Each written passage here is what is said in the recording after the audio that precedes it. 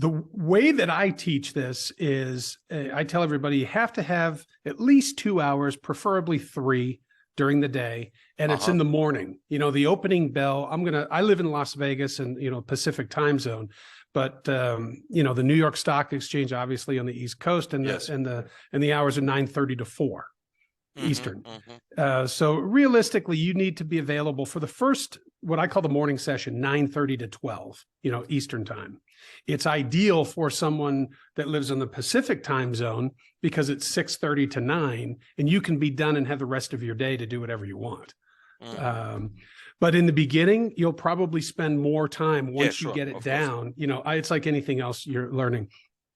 I actually talked to a student yesterday. We did a video chat like this, and he's doing incredibly well. I mean, incredibly well. And he what does signed it mean up in your world? Incredibly well. Is it a two-figure up, down, or? He's making right now. He is graduating from making $3,000 to $4,000 a day to $8,000 to $10,000 a day. In dollars. So it's dollars. Double. It's okay. Yes.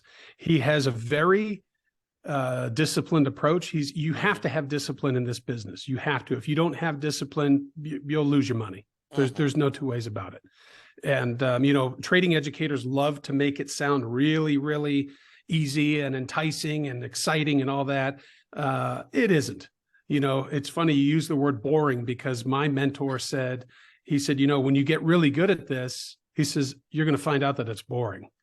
And when he said that, I didn't believe him. I kind of looked at him and went, I don't think so. I like making money and this is exciting. And he was right, because when you become really, really good at something, you have what to expect. You can see, I like to describe it as, I know how the movie's going to end.